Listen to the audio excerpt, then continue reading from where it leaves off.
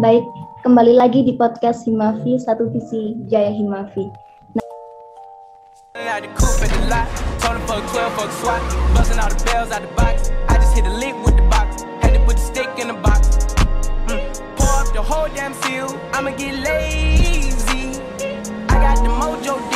Nah, kali ini kita kedatangan tamu spesial nih.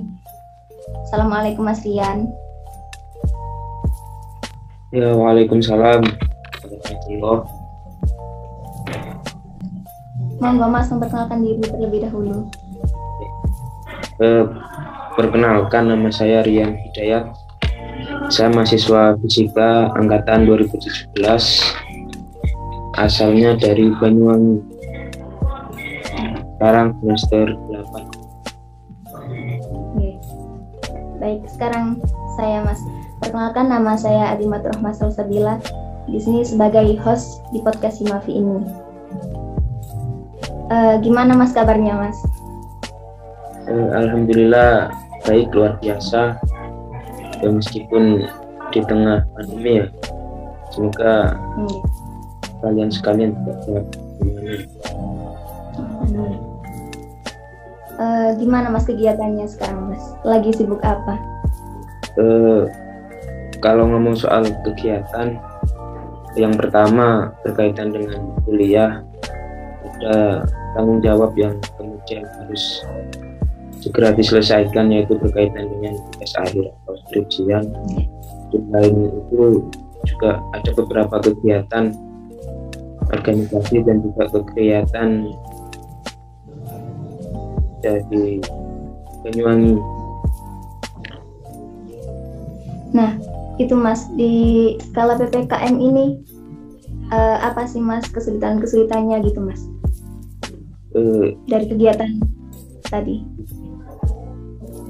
Kalau ngomong soal PPKM, berdasarkan perspektif saya ya sebagai mahasiswa akhir, nah sebenarnya kalau ngomong soal PPKM ini bukan hanya mahasiswa akhir ya, juga ada oleh seluruh mahasiswa. Karena saya di sini sebagai mahasiswa akhir, sebenarnya kalau saya sendiri karena penelitian yang saya lakukan sudah selesai, jadi ngomong soal dampak tidak terlalu untuk saya sendiri. Mungkin kalau saya ini laporan ataupun besar dari teman-teman yang lainnya, itu mereka terkendala karena kalau ngomong soal skripsian itu kan harus beberapa, ada yang harus mengambil data di lab dan sebagainya. Dan ngomong soal ngambil data di lab itu kadangkala ada perlakuan yang mana itu harus dilakukan secara kontinu. Itu kan PPKM kemarin yang berlaku di UNED itu kan apa namanya ya, penyampaiannya dilakukan secara mendadak, sehingga ada beberapa mahasiswa yang kemudian merasa tidak ada persiapan, sehingga misal teman-teman yang harus melek dengan kontinuitas itu akhirnya harus mengulangi lagi dan lain sebagainya. Itu. Nah, sebenarnya PPKM ini ada manfaatnya nggak sih Mas? Atau justru malah kayak merugikan gitu? Kalau ngomong soal PPKM ya, sebenarnya ini juga harus diperjelas dalam perspektif apa. Kalau ngomong soal PPKM dalam perspektif hajat yang lebih baik, hajat untuk orang yang lebih banyak, ya tentu ini sesuatu yang baik. Karena ingat bagaimana kondisi hari ini, COVID yang terus meningkat hampir di seluruh dunia, di Indonesia khususnya ya. Nah, ini harus diperhatikan. Meskipun karena memang ngomong soal pandemi, khususnya PPKM ini sesuatu yang kompleks, karena banyak kemudian yang harus dikorbankan juga. Misal ngomong soal ekonomi, pendidikan, sosial kemasyarakatan dan sebagainya. Tentu kalau ngomong kebermanfaatan harus ditinjau dari segi mananya. Kalau ngomong soal kesehatan tentu ini menjadi sesuatu yang penting untuk dilakukan. Iya Mas, kalau kayak buat mahasiswanya gitu Mas, kayak itu malah nggak bermanfaat atau gimana gitu? Ya sebenarnya kalau untuk mahasiswa sendiri ngomong soal PPKM ya ada manfaat ada tidaknya. Kalau manfaatnya ya dengan dilakukannya PPKM tentu mahasiswa lebih awas terhadap apa yang kemudian menjadi problematika hari ini. Nah, apa namanya? Yang tidak enaknya dari PPKM ini itu tadi hal-hal yang berkaitan dengan akademik khususnya yang dialami mahasiswa itu menjadi kendala. Misal kemarin yang harus kampus ditutup dan lain sebagainya, sehingga apa yang kemudian sebenarnya bisa dilakukan oleh teman-teman mahasiswa itu tidak, khususnya untuk pengambilan data.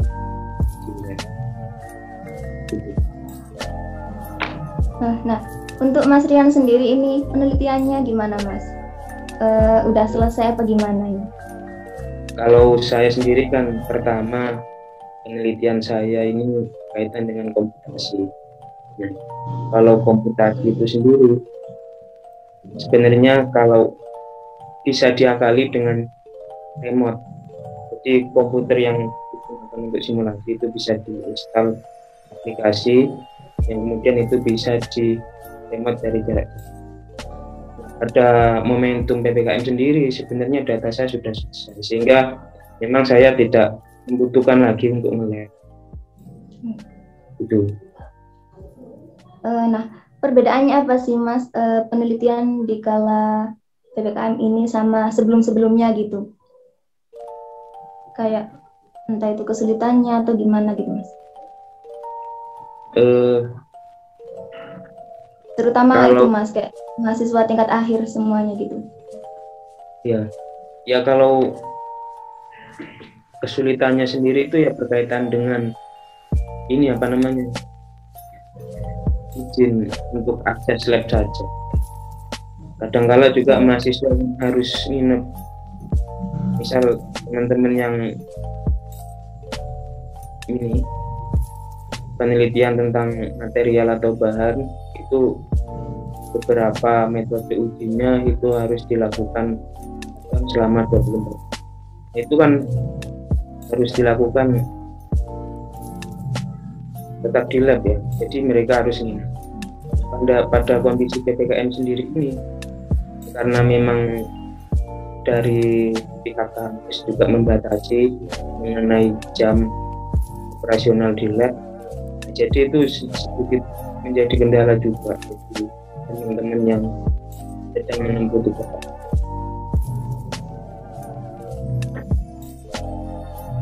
Nah, itu Mas, kalau sistemnya gantiannya itu gimana Mas? Kan pastinya banyak yang membutuhkan di lab gitu Mas. Misal yang mau penelitian di lab gitu Mas. Gimana bisa diulangi?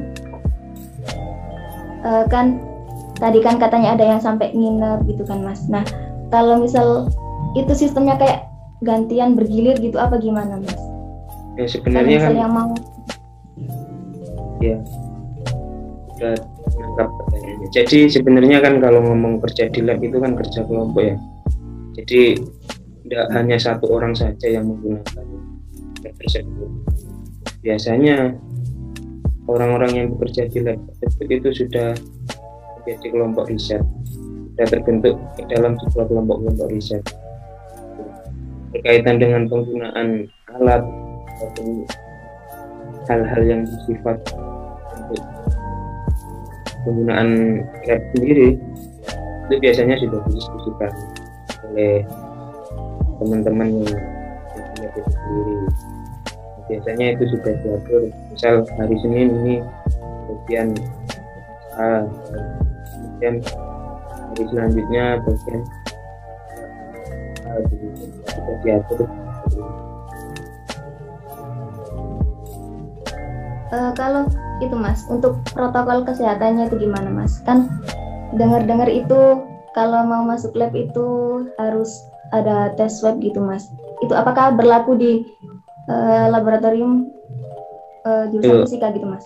Ya, biasanya kalau di lab ya, ini sepengetahuan saya, karena sebenarnya saya juga jarang bekerja di lab, karena saya bisa melaksanakan melalui komputer saya sendiri ya, jadi beberapa ada yang saya remote rumah atau dari.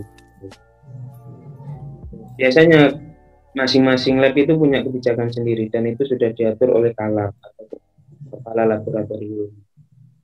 Nah, misal saja karena saya sering di lab bahan atau di lab elektronika, itu setahu saya tidak ada yang mewajibkan. Yang penting protokol kesehatan, misal menggunakan masker, jaga jarak, tidak boleh berkerumun, dan sebagainya itu dilaksanakan. Begitu sih. Nah, kalau untuk dampak sendiri itu Mas, kan Mas Rian kan itu melakukan tugas akhir gitu. Nah, itu dampaknya gimana sih Mas di kalau PPKM ini Mas? Dampak yang dirasakan gitu. Iya. Kalau saya sendiri kan karena sudah selesai ya penelitian saya, jadi memang tidak terlalu berdampak bagi saya. Cuman ya tadi sudah saya sampaikan bahwasanya beberapa teman-teman yang kemudian hari ini masih terus mengambil data, artian penelitiannya belum selesai, itu pasti sangat kendala karena memang akses untuk penggunaan lab pada kondisi PPKM ini dibatasi. Meskipun boleh waktu yang diberikan ataupun waktu yang diizinkan tidak sama dengan pada kondisi-kondisi biasanya. Seperti itu. Baik Mas. Nah, kalau misal itu Mas, TA ini kan pastinya ada bimbingan gitu Mas. Nah, itu bimbingannya gimana Mas? Apakah terkendala atau gimana gitu Mas? Berkaitan dengan bimbingan dengan dosen. Ya, sebenarnya kalau ngomong soal bimbingan itu sudah disampaikan pada waktu awal-awal semester 7. Jadi ada dua yang bisa dilakukan, mengingat pada hari ini adalah kondisi pandemi. Nah, itu bisa dilakukan secara online ataupun secara langsung. Nah, ini juga nanti kaitannya dengan dosen. Jadi biasanya dosen ketika mahasiswa meminta bimbingan itu diberikan alternatif mau bimbingan secara online ataupun langsung. Misal memang tidak terlalu banyak mahasiswanya, itu biasanya bisa dilakukan ataupun misal terlalu banyak itu juga bisa dilakukan.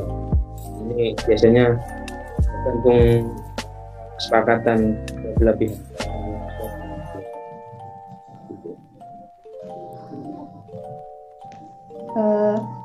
Baik Mas. Kalau misal ini keluar dari itu ya Mas ya. Iya. Misal itu Mas, PPKM ini tidak diperpanjang ya. Nah, itu sebenarnya apa sih Mas solusinya biar kayak COVID ini kayak mereda gitu Mas, menurut Mas Rian? Iya. Sebenarnya menarik juga ya berkaitan dengan ini juga sedikit banyak ada kaitannya dengan topik penelitian saya untuk mencari untuk vaksin. Nah, sebenarnya yang menjadi problem di masa pandemi ini adalah penularannya yang begitu cepat. Penularan ini, penularan pada COVID ini sendiri itu melalui cipratan droplet pada saat ataupun bersin. Dan ini begitu cepat ketika ini kita terlalu dekatan antar sesama. Nah, sebenarnya problematikanya bagaimana kita harus satu, tidak terlalu dekat-dekat, ataupun kita harus menjaga jarak antar sesama, sehingga apa yang disebut dengan droplet tadi, takutnya kan kita tidak tahu siapa yang kemudian terinfeksi COVID ini, itu kan kita tidak tahu. Untuk menjaga itu kita harus tetap waspada, meskipun kerumunan terdekat kita, bukan menghindari, akan tetapi kita menjaga jarak. Nah, termasuk di PPKM ini sendiri, sebenarnya kan upaya yang coba dilakukan oleh pemerintah adalah untuk menjaga kerumunan ataupun membatasi kerumunan, yaitu dengan pembatasan aktivitas. Seperti ini saya juga sedikit kritikan buat apa yang ada saat ini ya. Misal Iya, Mas. penutupan warung. Sebenarnya kan yang menjadi problem bukan orang yang jualan, tapi kerumunan yang diakibatkan oleh orang yang jualan. Tentu yang harus ditertibkan sebenarnya adalah bagaimana kerumunan itu tidak terjadi ya. Misal tadi itu boleh buka asal dibawa pulang, ataupun misal antu harus jaga jarak dan sebagainya. Sebenarnya itu sih yang menjadi titik inti dari kegiatan PPKM, yaitu mencoba untuk mengurangi kerumunan dari masyarakat, seperti itu. Baik, Mas. Nah, kalau misal PPKM ini diperpanjang gitu, menurut Mas itu Kak setuju apa enggak gitu, Mas? Ya, kalau saya soal PPKM diperpanjang atau tidak, ini sebenarnya kan kalau ngomong ini kan hanya istilah ya, PPKM. Ya, Mas. Sebenarnya mau berpanjang atau tidak, kita tetap harus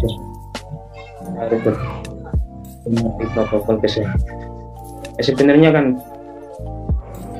ini PPKM diperpanjang ataupun tidak, jika kita masih acuh dengan himbauan pemerintah berkaitan dengan protokol kesehatan, ya tentu ini tidak ada punya atau tidak ada manfaat.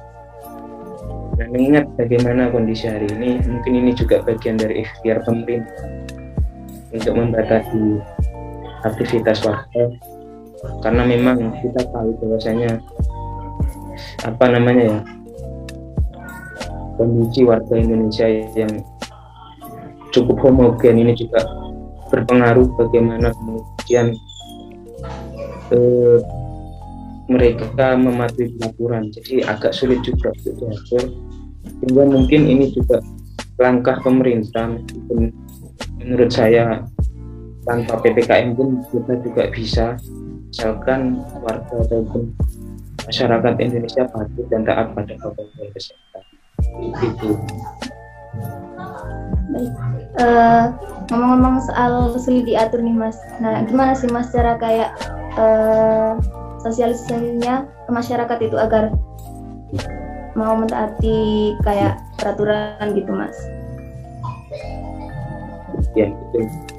Jadi memang problem mulai dari dulu berkaitan dengan Indonesia ini edukasi. Misal bukan ini saja, bukan hanya soal PPKM ya, boleh ambil contoh yang lain. Misal berkaitan dengan ini sensor film ya. Misal beberapa ataupun film-film yang sebenarnya itu tidak perlu disensor bisa. Nah, ini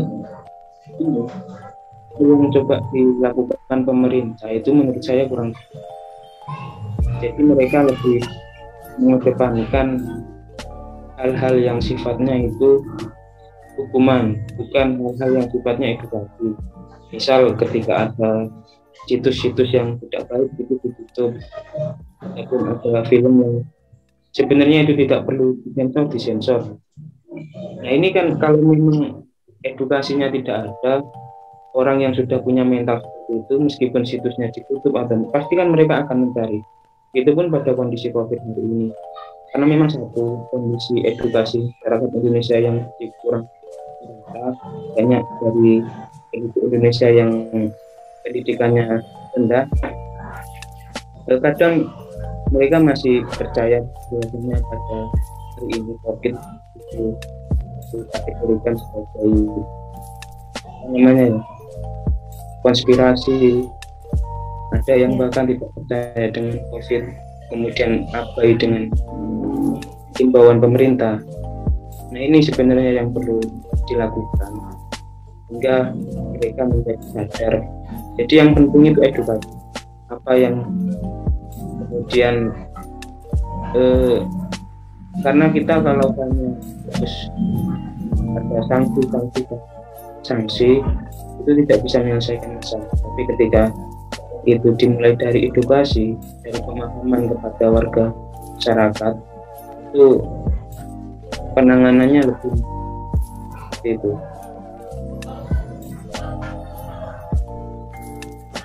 Baik Mas. Nah, terkadang kan itu Mas, ada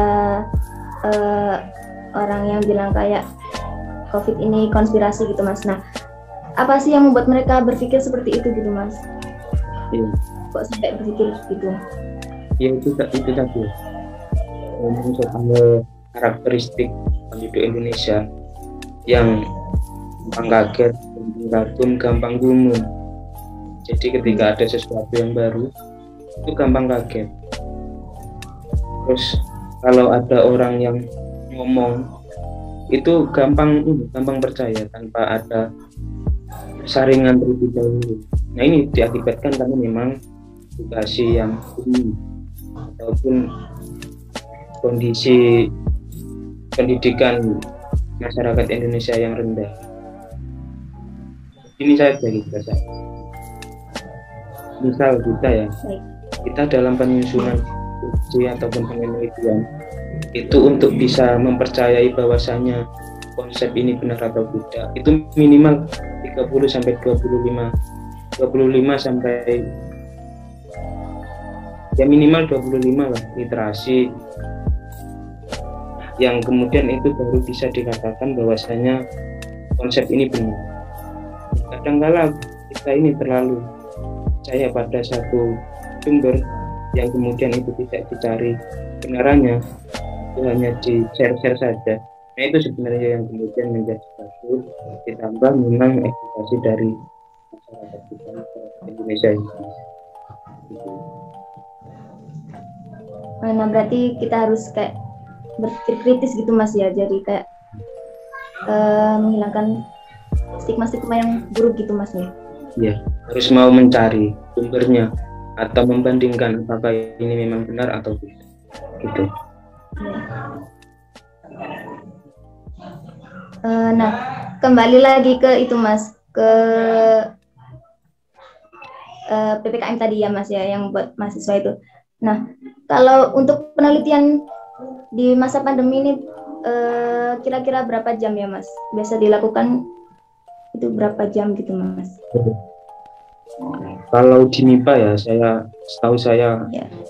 Di MIPA sendiri itu dimulai dari jam 8 sampai 9. Nah, untuk anak-anak yang penelitian saya rasa ini sangat kurang. Kadang mereka ngambil sampel itu per sampel itu biasanya ada yang variasinya sampai 4 jam, 6 jam. Nah, ketika hanya sebatas itu waktu 8 sampai jam 2, kadang-kala mereka sebelum selesai juga harus pulang dan sebagainya, sehingga memang itu sangat menghambat sekali. Nah, menurut Mas Rian, gimana sih Mas solusinya buat yang melakukan penelitian gitu? Atau memang ya harus begitu gitu? Harus mentaati maksudnya? Solusinya tidak ada solusinya, karena ini berkaitan dengan ini apa namanya orang ataupun jadi ya gini aja, selama hari ini masih bisa dilakukan saja. Jadi memang kita tidak tahu apa yang kemudian akan terjadi ke depan. Misal kemarin sudah ada PSBB ya.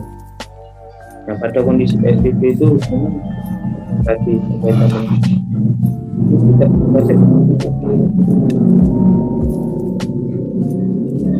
kita bisa tahu apakah besok ini kita semakin parah atau tidak berkaitan dengan kasus ini.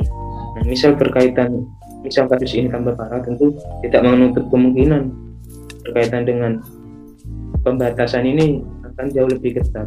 Yang ditakutkan karena semakin ketat, kita juga semakin sulit lagi kaitan dengan penelitian. Jadi ya memang menurut saya, misal ini masih bisa dilakukan saja semampunya apa yang terjadi pada hari ini. Kaitan dengan besok, ya tentu itu kita pikirkan lagi. Karena kita sebagai manusia tentu sudah diberikan kemampuan untuk mampu beradaptasi dimanapun dan di kondisi yang baik. Gitu.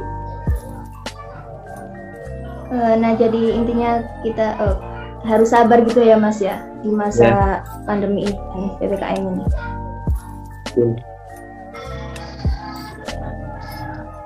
Nah, kalau misal penelitian itu apa harus vaksin dulu apa gimana Mas? Sementara ini kan pada waktu saya penelitian itu kan memang belum zamannya vaksinasi ya. Memang kita kemarin pada waktu nge-lab itu tidak diwajibkan untuk vaksin. Nah, barangkali memang saat ini karena sudah mulai banyak yang didatangkan oleh pemerintah, ya tidak tahu juga ke depannya apakah penelitian ini juga menjadi sebuah syarat untuk mahasiswa lab, saya juga tidak tahu. Tapi sementara ini ada sampai dengan hari ini itu belum ada persyaratan yang mewajibkan bahwasanya mahasiswa lab itu harus vaksin. Baik Mas, ini waktunya sudah habis Mas. Terima kasih Mas sudah mau bergabung Ya, siap. di Zoom ini. Ya. Terima kasih banyak Mas. Ya, lancar. Assalamualaikum warahmatullahi wabarakatuh. Assalamualaikum warahmatullahi wabarakatuh.